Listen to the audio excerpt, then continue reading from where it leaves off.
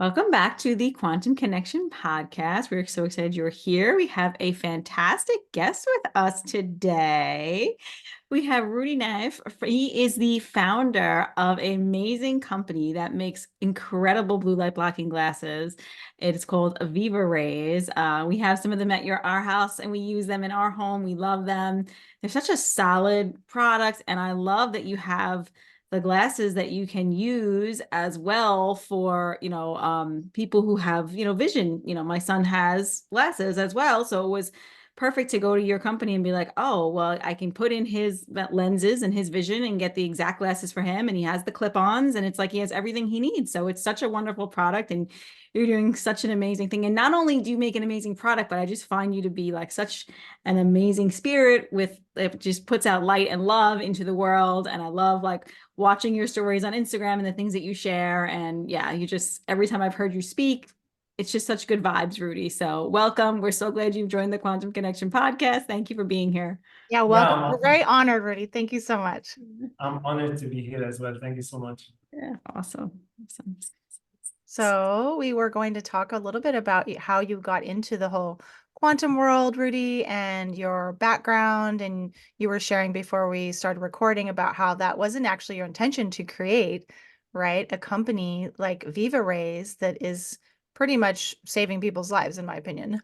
That wasn't on your list. So how did that happen? Yeah, absolutely. Many of my entrepreneur friends, when they hear that I had zero intention to create a business, they feel puzzled because oftentimes some of my friends here, they are on the outlook for something that is trendy, and then they're searching for keywords, and that is their first step to creating a business. For me, it's like completely different, and I can't even imagine that I could ever, like open a business just because something is trendy. Because the one thing about business is it takes a lot of effort and it takes a lot of time. And if you don't put love in every action, you'll end up burning out and you'll end up hurting yourself, and you will not be able to continue on that journey. So for me, it was absolutely different. It was coming from a place of deep suffering that helped me to transmute aspects of myself, and it was a labor of love, to be honest. So it all started when I was a kid. I was at school struggling with a lot of headaches, agitation, and inability to focus. And my teachers could not understand what's going on with me. So they were quick to label me with ADHD, and they forced me back into an educational system under all these artificial lights. And to be honest, I felt like I'm in a prison cell more so much more than in an environment for growth and for learning. And intuitively, all I wanted is to break free and be outside in the sun. Somehow, from a very, very young age, I would sit down in nature and I would feel immense waves of inspiration that lead me to write poetry and to interpret what's going on. I felt very curious about nature. Um, and was a big struggle to be forced back into the classroom. So I had to adopt a strategy, and troublemaking became my only strategy. And I was asked to leave 7 different schools. I was the troublemaking. And I fast can't see. forward, It's funny you say that because I can't see you that way now at all. I know I can't yeah, see it either, but I love like it's just I'm a former teacher, but you might not know, Roudy. I actually taught special education in the public school systems for 15 years. And it's just like if we could, as teachers, follow the intuition of the children, like your intuition was saying you felt more calm in nature, you felt better in nature, you felt more inspired in nature. Like, yeah, every teacher knows we turn the lights out and the kids are better behaved. Every teacher knows you bring them outside and read a book and they're more calm. We all know this, but we don't follow that intuition. So I mean, I have to remark on it because it's just so huge, you know? yes, absolutely. And it's interesting that you say you can't make the connection between what I'm sharing back then and who I show up as today. And that's something very specific to my story, because throughout my evolution, I've had a lot of like death birth cycles philosophically, and where parts of me like were completely dead and a new part of me emerged.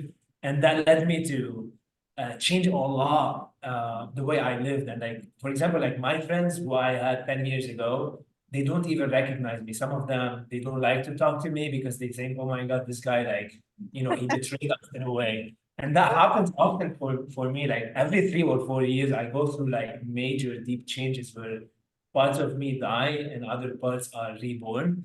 And to be honest, I feel exalted about this process because that's how things happen in nature. Everything dies and reborn to then die to be born again, and that's how we continue to eternally evolve. And oftentimes, as humans, we tend to resist that death rebirth process, and we get so attached to the things that define our ego and our identity, and that leads us to really de-accelerate our process of evolution. So yeah, thanks for saying this. I went on a rampage there, but yeah, back to the story.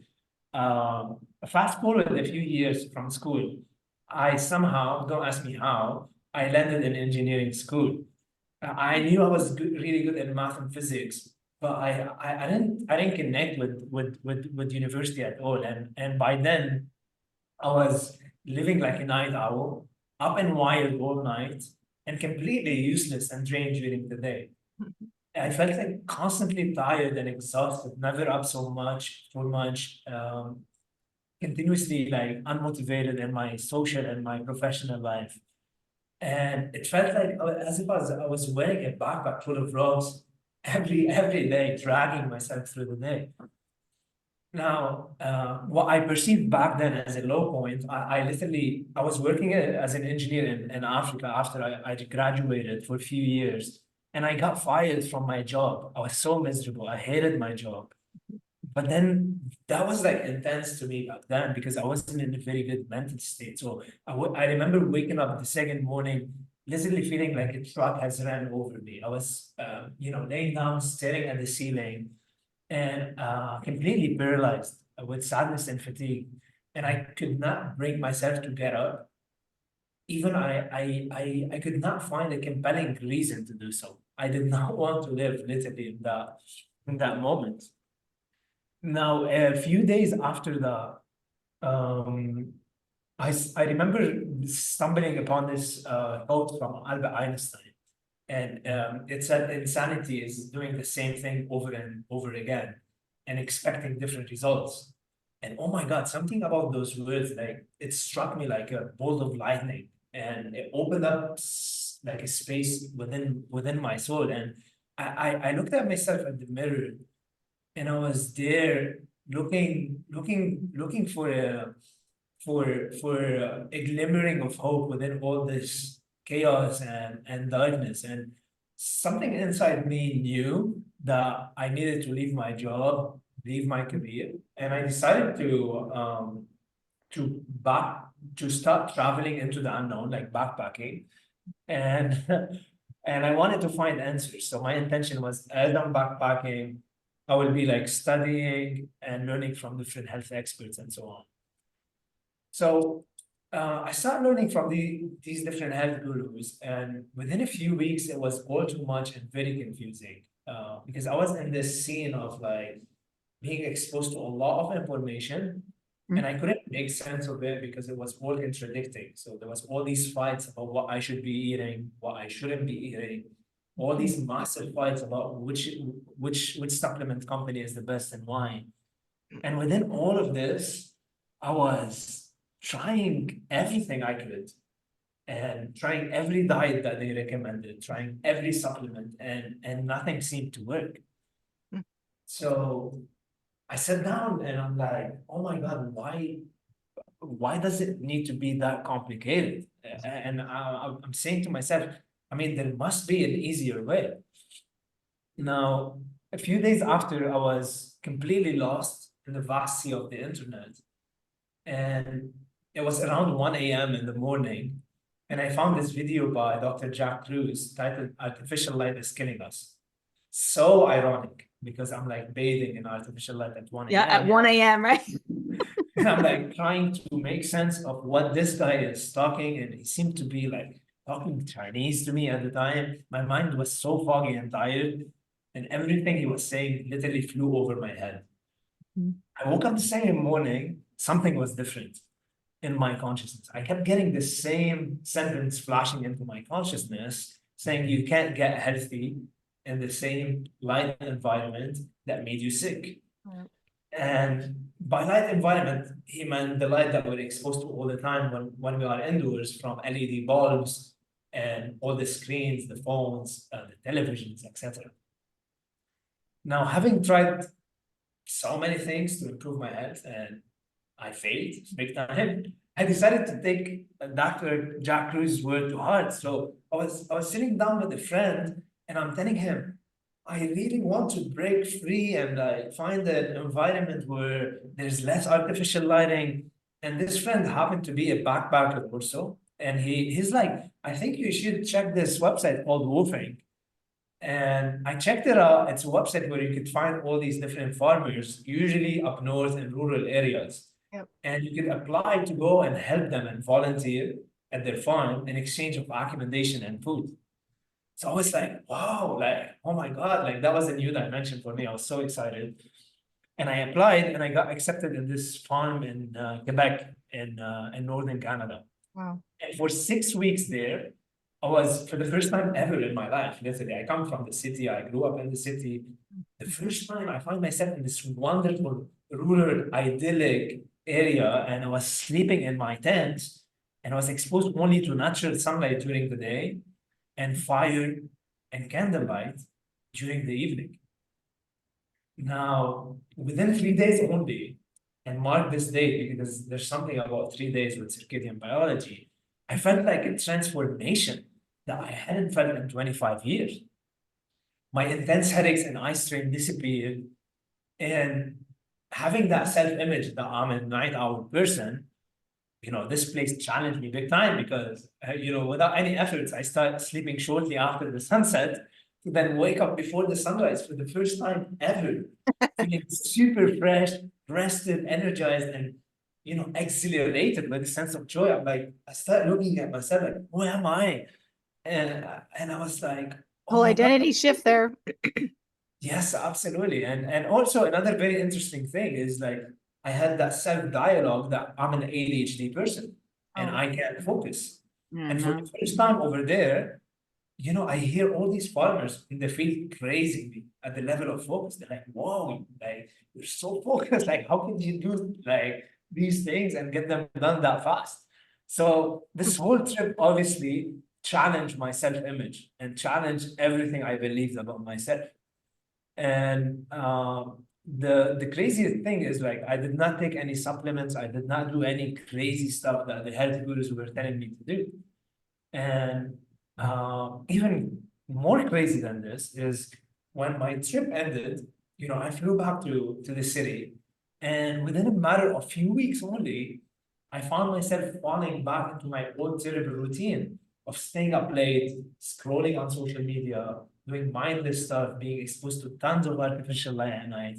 And sure enough, waking up feeling exhausted, unmotivated, waves of fatigue hitting throughout the day. So, being the curious soul that I am, I was really eager to understand what's going on because every time after this experience, I went and I lived in a rural area. I experienced wonderful sleep, amazing transformation, and then back to the city, I would lose this. And that led me to start investigating and learning more about light and how the physical forces of nature are actually the main boss that is instructing my neurochemistry and how I feel, how I think, how I act on a day-to-day basis. Yeah. What a journey. That's so cool. So eventually you decided to, or found your way to taking what you had learned about light, and you were in the process you were describing before we started recording of creating something. Is that what you were saying?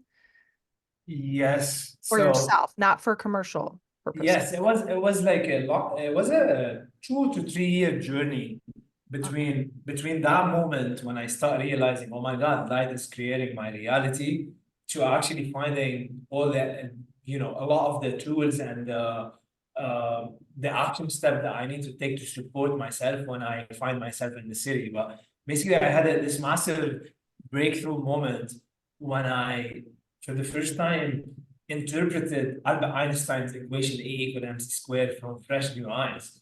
And it completely like transformed the way I look at health. And I've always seen the equation, right? But I've never connected it to my connection to light. And simply put, E is light, M is stuff, just like the earth around us, our bodies, and C is speed. And while it may seem like it's coming out of a science fiction movie, what it really means is that light and matter are exactly the same thing. And when light slows down, it actually compresses and condenses, and it creates matter. Mm-hmm. And we see this in photosynthesis, where plants actually condense light energy into matter. But also as humans, we are a more evolved version of plants, because at the core of our hemoglobin, which is very similar to chlorophyll in plants, there's an iron that is sitting that has a lot more electrons. It has 26 electrons compared to to chlorophyll, which has the magnesium at its core with 12 electrons. And also back to the photoelectric effect from Albert Einstein, it tells us that when light, hits matter, it excites those electrons and it creates a spin in them. And in other words, we are a creature that is more evolved than plants that could store, assimilate, and use light in more evolved ways. And to be honest, like we are light, and when light hits our eyes, it slows down and it's giving energy to all those hormones, brain chemicals that control the way we feel, the way we think, and the way we act. It's also determining how good our sleep is, which mood we are in, how much energy we have, how much focus we have. All of these neurotransmitters that are connected to those different outcomes are literally controlled by light. And the challenge is that when we are living in cities, for example, back to my story, I was getting very little sunlight during the day, and I was bombarded by artificial lights from my phone, computer, even all the LED lights that we use in our homes. And simply put, those lights, they mess with our bodies. They make us feel terrible. And it happens at a subconscious level. And the thing about our bodies is that they have emergency exits where they could spend years compensating on that lack of balance in our environment. But there come a point where things collapse. And we don't want to get there. We don't want to wait until things collapse in order to start taking action, because it becomes a lot more difficult. So I was learning and realizing all those things, and what I noticed is, okay, I found ways where I could optimize my light environment during the day, getting more sunlight at specific times, using specific strategies. But I was still stuck with the idea that every time I came back to the city, I was bombarded with all these artificial lights at night, and they threw off my rhythm. I was completely thrown off with my sleep-wake cycles, with my mood, and so on. So I started learning about this, studying different solutions, and I learned about blue light blocking glasses. And that's what I was sharing with you, because I started trying all these different blue light blocking glasses, and none of them worked for me. And I paid a lot of money going from one optometrist to another, and putting all these different tints. And I got really annoyed and frustrated at the process. So I decided to buy a spectrocolorimeter, and I start measuring. And to my surprise, I start noticing that all of these companies and even the optometrists that I was visiting, they had no idea what they're doing. They knew they're blocking blue light, but they haven't necessarily tested what kind of blue light is actually emitted by artificial light sources, and how they need to approach that blue light at different times of the day.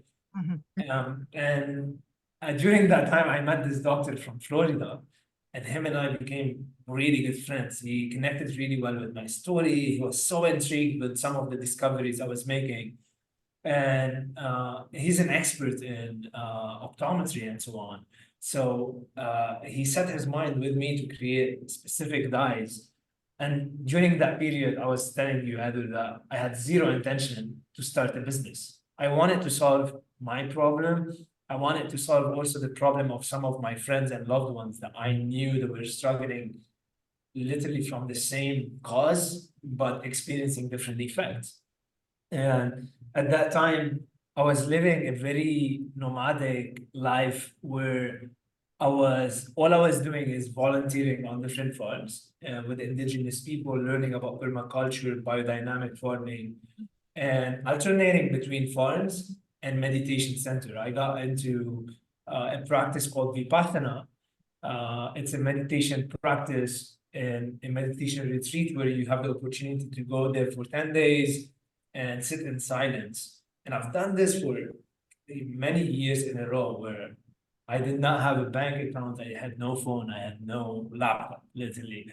And all I was doing is studying light, contemplating and meditating on light. And that's truly where I got most of my realization, even before I read anything about, circadian biology and so on. I had those knowing within myself. And I would translate them into action, into how I'm living and into my own experience. And then afterward, I would like see things in books. I'm like, oh yeah, makes sense. Like this is why I'm experiencing this. So yeah. Oh my goodness, so many things to say. It's so exciting. And I love that. What I want to share to listeners is that 3 days actually made a big impact on your physiology. Just 3 days when you were out there camping, working on the farm. I'm sure you were grounding, getting a ton of sunlight, you're living with the natural rhythms, all the things, and that really made a big impact. So you can see impact very quickly if you start implementing these strategies. And that was true for me too. I had chronic insomnia. I was always a night owl. As soon as I started watching the sunrise and blocking artificial light at night, now I don't have insomnia and I'm not a night owl anymore. Like, but it didn't take long, really. And it actually made a big reduction in my pain. So it can happen quickly if you just start adapting these things, actually. And yeah, it's just really cool. Really cool. Yeah, absolutely. And one thing I noticed when I was there is all those farmers up north, they had a quality of radiant light in their eyes that I've never Mhm. seen in the community of folks who were so consumed by which diet to follow and what supplement to take. And I saw this again and again, and it was, a big message to me because I started asking myself, what are all those farmers doing that we're not doing in the cities? And my observation was that all of them woke up before the sunrise, naturally, without an alarm clock. They spent a lot of the day outside in natural light. They worked and put their hands in the earth and they were grounded. And basically, they ate at similar times every day. They fasted when the sun is down. Mhm. They ate food that is grown in their own environment under the sun they lived in, because basically food is a condensed form of sunlight that also informs our body about where we are and what time of the season it is. And they were not exposed to any form of artificial light at night. And they probably had less exposure to non-native EMFs as well. Absolutely. All those things, yeah, they probably had less of that, 100% as well. Because when you're in the city, you have that too. That's another contender to deal with. So yeah. Absolutely. So if you think about it, it's so simple, yet it becomes absolutely complex with the alienated way of life that we have created in the cities. And I Mhm. think, right now in this moment with all these different products, we're trying to like kind of patch the scratches, but it's only patching the surface because I do believe that we have a tremendous need to rethink the way we're designing our environments and the way we are connecting with nature on a day-to-day basis. Because for most of us, it's like nature is something outside of us that we go and connect with from time to time.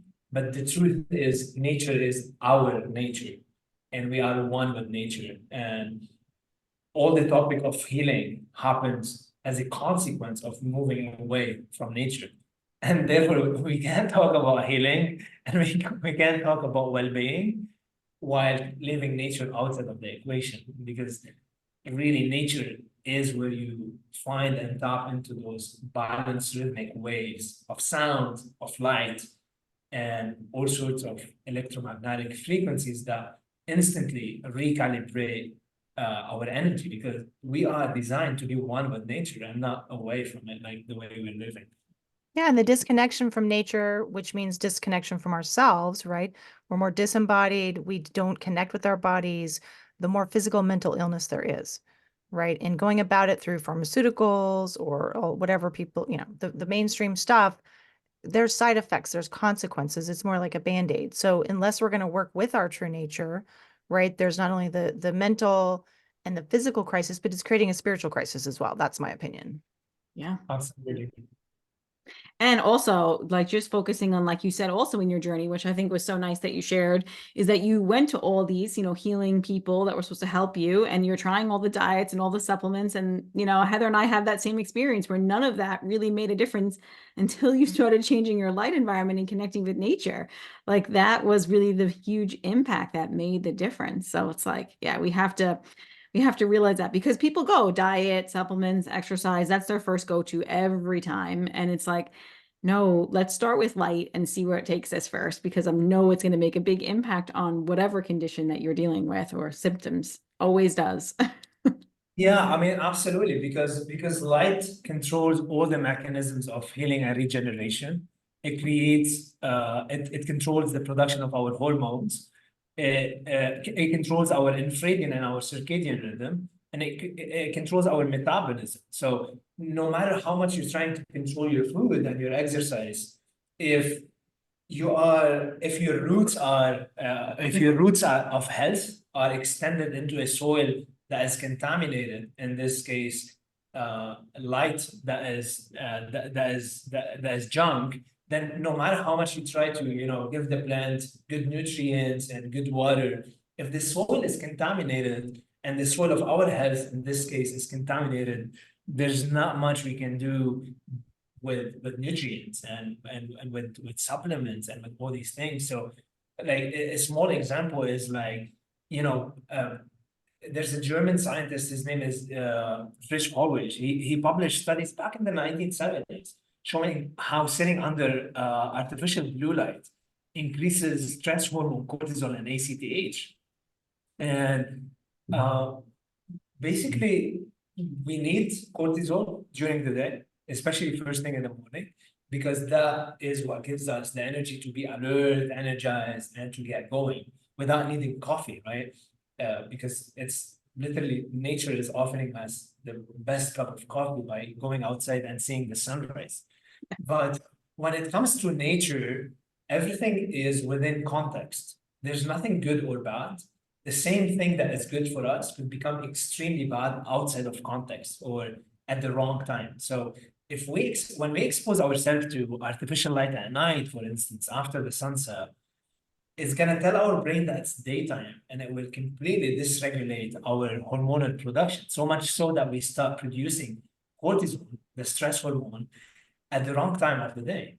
And as a consequence, we can't produce the antioxidants and the sleep hormone melatonin, the growth hormone, and all of the neurochemistry that our body is supposed to produce in the absence of light, so that we can undergo proper repair and regeneration. And for example, cortisol at night maximum should be around 1 microgram per deciliter. When I first did my test, it was 10 microgram per deciliter at night, which is scarily very common. A lot of our clients and the people that I have conversations with about this topic who take the test, they also show their cortisol peaking at night. And as a result, they sleep terribly. And this takes a toll on their morning cortisol. Because if you're clearing all of your cortisol at night, then you're depleting your tank out of the amount of cortisol that you would need first thing in the morning to feel fresh, energized, and so on. And then you start telling yourself, oh my God, I'm an night owl, I'm not a morning person, I don't function well during the day, etc. And those are all things that I used to tell myself. I see many of my friends, especially entrepreneurs, who continue to tell themselves this story without realizing that light is a drug, it's altering every aspect of your neurochemistry, and it's leading you to live a life that is upside down, where you end up becoming much less productive, and where you end up needing to put a lot more effort and energy in order to generate the same thing that you would otherwise could generate with much less energy and much less time. Yeah.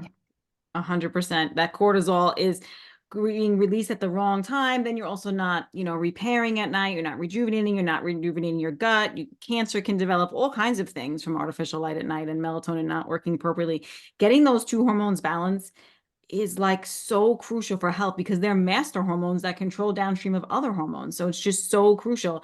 And you're tired because your melatonin is kicking in at such a later time because you haven't been exposed to enough darkness. So your melatonin now is kicking in way later than it should. And then it's still going on in the morning when you should be releasing cortisol. So you don't have that energy production to do your daily activities. So important Yes, to get those. yes. And this is where your glasses come in. This is where like using your products can be like so important, and helpful, because a lot of us, we do live in the modern world, and there are things that happen. I mean, I wish we could all go live out in farms or on beaches and do all that, but some of us do have to be using and be exposed. So now this is the way we protect it, right? This is what we do. We protect our eyes, because they are the number one thing to protect from artificial light. So, yeah. Absolutely. The eyes is the main gateway through which light enters and signals to our brain about all these different messages that the body needs to make sense about what time of the day it is, what time of the season it is, which geographical location we're living in. And therefore the body, when it's exposed to the right type of information, it is designed to thrive optimally and to make all the necessary adaptation that it needs to make in order to make the best out of the environment that we're in. And it's very simple, because all we really need is two consistent signals. One is sunlight during the day, especially in the first 2 hours of the day. And the second signal is darkness after the sunset at a consistent time every day. And I see a lot of people making that mistake when they start blocking artificial lights for different reasons. But they start, let's say, putting the glasses after the sunset on one day at 5 p.m. Then the second day they put it at 7 p.m. The third day they completely miss it. And it doesn't work like this, because your circadian clock is looking for those two consistent signals, and it's looking for regularity. And it's this regularity that creates the flow, where your body start anticipating and start directing energy in the correct way. So you Yeah, have 100%. So you have developed your day lenses to make sure that we are getting the adequate amount of blue light during the day to have the cortisol. And then you have the 3-in-1, which is I have on here, which are my favorite pair, and they're made out of wood. And I just can't use anything else. So I have it on how many different pairs from other companies.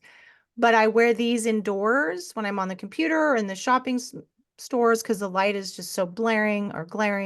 And then I always, after sunset, put on the orange ones. So that's what I'm using. Yes, absolutely. Because if you think about it, when our ancestors were outside in a given day, their bodies were exposed to different temperatures of light and different amounts of blue light depending on the time of the day, which then regulate their natural circadian rhythm and promote either wakefulness or sleepiness, right? So getting exposed to blue light in the same way all day, or even trying to block blue light in the same way all day, is like living under a sunlight that emits the same light day, evening, and night. I mean, can you even imagine how destructive this could be? And that's almost what's happening subconsciously for a lot of us in the modern world, because we're constantly exposed to this same frequency from our LEDs that is not dynamically shifting. And when we try to block blue light, many of us, we get one pair and we're blocking blue light in the same way all day, which is tragic, because our circadian clock is not getting dynamic flow of information to help us know when to be awake and when to go to bed.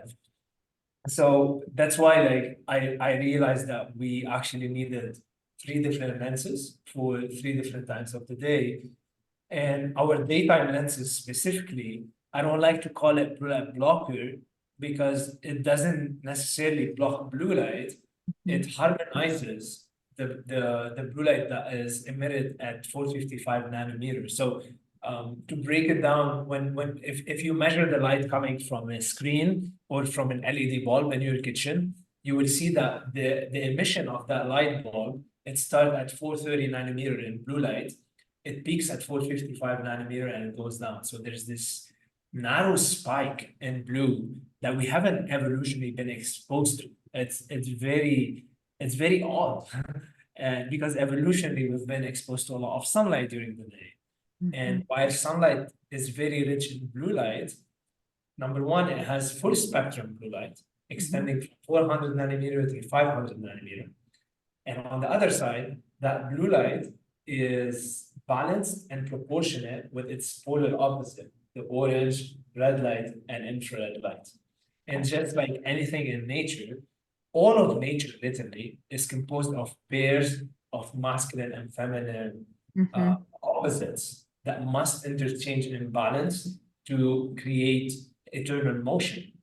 And we see this in yin and yang, day and night, but also within every system, like light, there's polar opposite. There's blue and there's red. And the massive problem there is when we are exposed to this narrow spike without its polar opposite, it has been shown to massively increase inflammation and to decrease mitochondrial functioning and to cause eye strain, headaches, etc. So when I first started wearing blue blockers, I bought these yellow tinted glasses. And what I noticed is like, oh wow, my eye strain disappeared. But within a few weeks, I start noticing like unexplainable drops of energy. And at the time, I didn't know why. And then what I realized, oh my God, like these yellow tinted glasses, they're blocking 100% of the blue at 455 nanometer. And in the process of doing this, they're wiping out a lot of the blue turquoise at 480 nanometer, which is a very essential frequency that activates the protein in the eye that signal to the brain that it's daytime. Yeah. And when we're missing this frequency, we create also a circadian mismatch that is a bit different than it's because of a lack of the right light at the right time. Right. That's why I always tell clients, like, if you have to be in an office all day and you have to wear, the blue blockers, make your screens red, whatever you can do. Iris technology is another tip, but make sure you're getting outside throughout the day and taking those light breaks. So you're sending that correct signal into the eyes because they can make you tired. I saw somebody who was not a client of mine who was wearing orange blue blockers literally all day for headaches. And I said that to him. I'm like, you're gonna get fatigued eventually after you can't wear orange all day. You're basically telling your body that it's not night, it's daytime. It's not daytime anymore. You know what I mean? So it's like it's good to get these things and to use these products, but it's also good to like speak with somebody to help you understand the nuances of how to use these products as well. Yes. Are you saying your daytime lenses are what harmonize and mitigate that spike in blue light so that, right? Okay. Got it. Yes. So again, like the same tool could be good at one time, becomes very destructive at another time. But the difference that we made in our daytime lenses is instead of being reductionist and thinking, oh my God, blue light is bad, let's eliminate it. We thought, okay, how can we harmonize this spike and make it more proportionate and balanced with the yellow, the green, and the orange? And this is exactly what we did. So we took a step towards balance. It's not 100% absolute balance yet because you're not getting full spectrum sunlight in your eyes, yet you're getting much less inflammatory light. And now the spectrum that is entering your eyes is a lot more broad, a lot more proportionate and balanced than it would otherwise be if you did not have the glasses. And the evening and the nighttime, we created the 3-in-1 that you mentioned, which allow you to seamlessly transition from one to another without needing to change frames and to carry all these different frames with you. So it's a clip-on technology. And this is the nighttime I have here, but there's also an evening one that it's designed to be worn right after the sunset. And the idea is everybody listening if you want to do 3 simple steps that will instantly create a massive shift in your life: watch the sunset, watch the sunrise, and block artificial light at night. But when you go and watch the sunset, it will signal to your nervous system that the day is ending, and it will whisper to your body to start preparing all of those neurotransmitters that will prepare you for a restful night's sleep. But unfortunately, if you were to come back home, even if you watch the sunset and then you turn on your LED bulbs in the kitchen to prepare a meal, then you're going to reconfuse your body about the time of the day. So that's where the evening lenses become purposeful, because they mimic the color temperature of the fire at 1900 kelvins, and they're designed to block 100% of the blue and the highest frequency green, yet they keep enough green so that you can still function and do your evening tasks without feeling extremely sleepy. It's like being around a bonfire and you feel relaxed, you wind down, yet you still have enough energy to cook, to socialize, to dance with your friends, and so on. Mhm. And then lastly, the nighttime one is designed to be worn 1 hour before bed. And this one is like the end of the bonfire. When the wood turns into amber coil, it's like you're ready for bed, you're so cozy. And the reason so is because it's blocking all the blue, all the green, and it's also decreasing the brightness of light by 20 times, which is a very important feature, because brightness of any color could actually disrupt your circadian biology and shift your circadian clock in the wrong direction.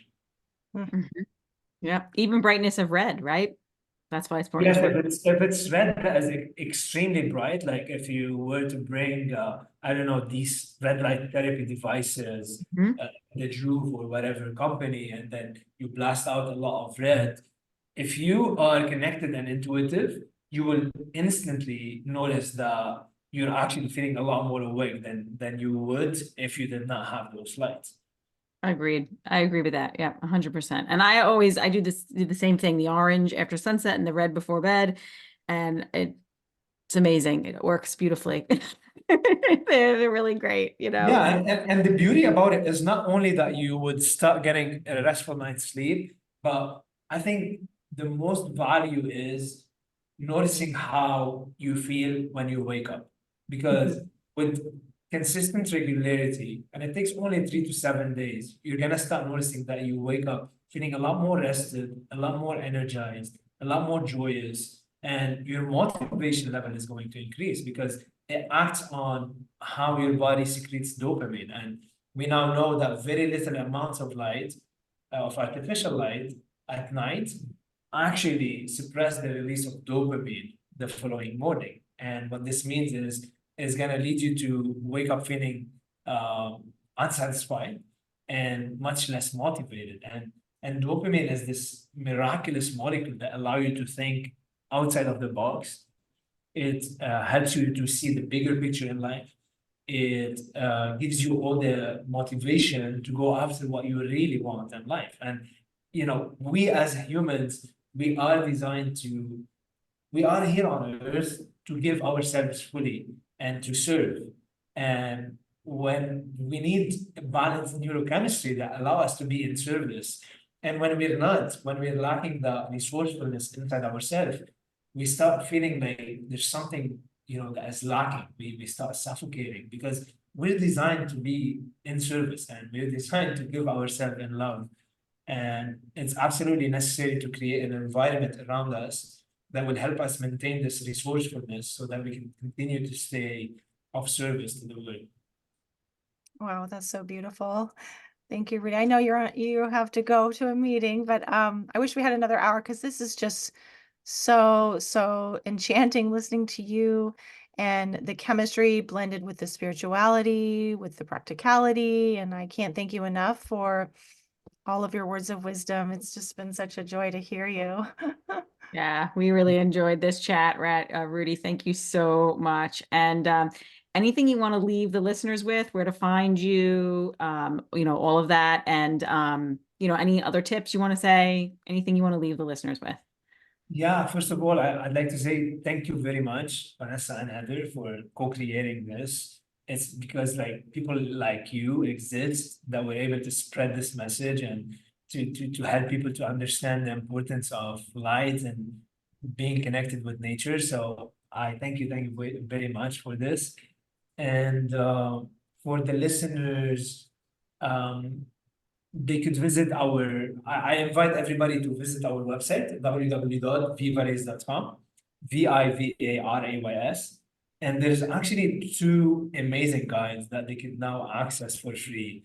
One is Light, the Key to Mastering Your Sleep and Energy. It's a 60-page e-booklet where I condensed a lot of, the complicated concept and made them extremely simple for anybody to read, understand, and know exactly what they need to do in order to take their sleep, their energy, their focus to the next level. So I highly recommend this tool. I'm also writing a blog series about the winter. And basically, it's designed to help people to rebuild and reconstruct their relationship to seasons, and particularly to the winter, and to understand how nature is inherently giving us all that we need in order to have the best time during a winter time, in order to rejuvenate and to go deep within ourselves and spring back in spring. And in this winter blog series, I dive and I explain about the 5 physical forces of nature that will either create alignment with the season, or when they are corrupted, they disconnect us from the seasons and we start experiencing what people call as sad and depression, weight gain, and so on. We're not supposed to experience those effects, and there's a better way. So I recommend that anyone who's listening, check out those free tools. They're amazing. If you have any questions, reach out to us at support@vivarays.com. Also, you can see our 3-in-1 glasses, the organic cotton mask, and the EMF-free earphones on the product page. If you have any questions about those, also reach out to us. Perfect. Vanessa Awesome. and That's I both awesome. we had discount codes, so we can't forget to mention that, Vanessa. Yes, we have discount codes. You can take a look and use those. Absolutely. And yeah, really, really appreciate it. And that's awesome. You have those free guides for people to use as well. So I look forward to looking at them too. So awesome stuff. So Roudy, Yeah, thank you. Vanessa, I'm going to ask my team to send you a link of each as well, so that you can add it in your description. Thank you. Perfect. Perfect. Awesome. Thank you so much, Roudy. Thank you. We really appreciated the conversation today. Absolutely. And I would love to stay connected, and please keep me posted on what you're up to with the community, and let's aim for another chat sometime soon. Yes, we We'd love love it. Absolutely. We Okay, love thank it. Awesome. Thank you so much. Take care. Thank you.